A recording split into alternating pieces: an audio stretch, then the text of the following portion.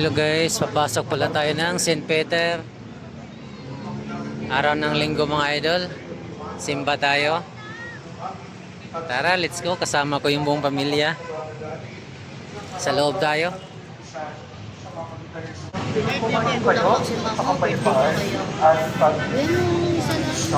Salamat sa Diyos.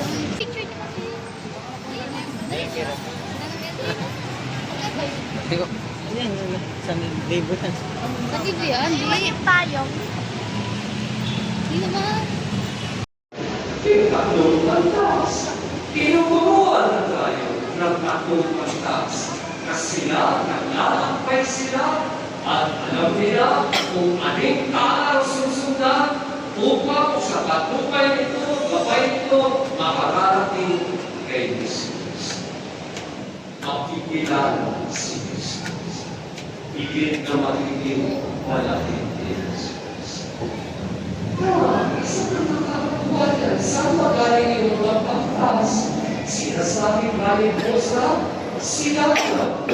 Saan mo ang silangan? Ayaw po ibig sa samba. Kailangan ko ang pag-isipan dahil sa silangan at naglakbay patungo sa silangan pa rin kung saan ang Bethlehem. Mainit ang mga lapit din. Lahat po tayo kung saan-saan po tayo kami, hindi po ba? Sa inyong paglalakbay, alam ba niyo kung saan kayo pupunta at bakit kayo pupunta doon? Ang mga pilit na tanong. Kaya para sa atin ngayon, ularan po natin ang tatlong pantas. Hanapin si Jesus, magpagabay sa isang tala katulad ng simbahan upang higit na makilala si Jesus. At kapag higit natin makilala si Jesus, malalaman natin na si Jesus ang ito ang siyang katulong natin, ang siyang ililang sa atin, ang siyang magliligtas sa atin. Huwag din natin kaibigan. Huling detalye na sasabihin ko, mga bata para sa inyo ito, mga tatay, lola at lola, nanay, so okay na lang sa inyo.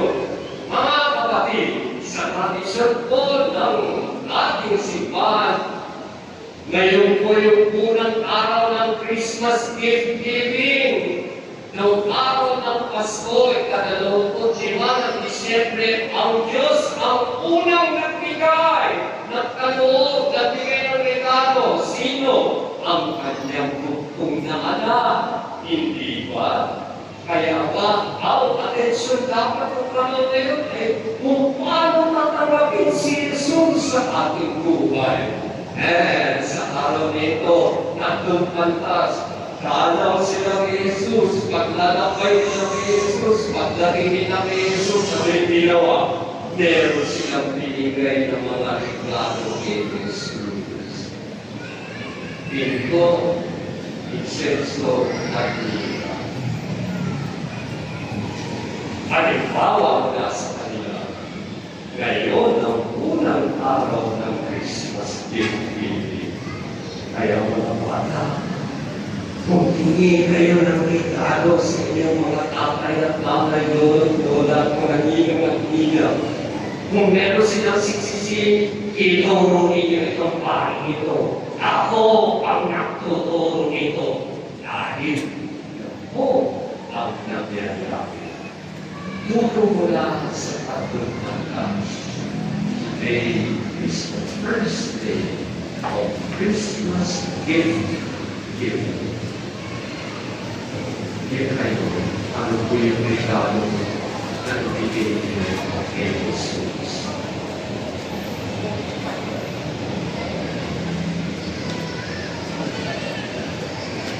Ngayon po tayo natin tayo natin kaya natin pananampalataya, sumasampalataya ako Sa Diyos ang makapangyarihan sa lahat, na may gawa ng langit at lupa. Sumasampalataya ako kay Kristo, iisang anak ng Diyos, Panginoon natin lahat. Nagkatawang tao siya lalaki ng Espiritu Santo. Ipinanganak sa Kamayang Birin. Pinagpakasakit ni Poncio Pilato. Pinako sa krus, namatay, iniligid. Nanaog sa kinaroroonan ng mga yumao. Na may ikatlong araw na buhay na maguli. Umakyat sa langit, nalulublog sa kanan ng Diyos sa mga makapangyarihan sa lahat. Doon nagbubo ng kalilito at hukom sa nabubuhay na namatay na tao. Sumasampalataya ng Diyos sa Diyos Espiritu Santo, sa banal na simbahang Katolika, sa kasamahan ng mga banal, sa kapatawaran ng mga kasalanan, sa pagkabuhay na muli na namatay na tao, at sa buhay na walang hanggan. Amen.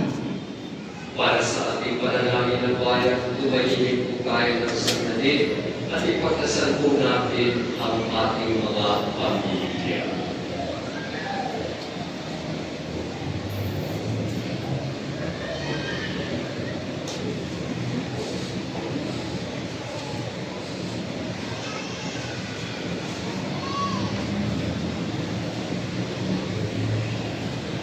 Diyos sa mga kapangyarihan, hindi mo ang aming mga panalangin at ipagkaloob ang mga ito sa pamamagitan ni Kristo, aming Panginoon.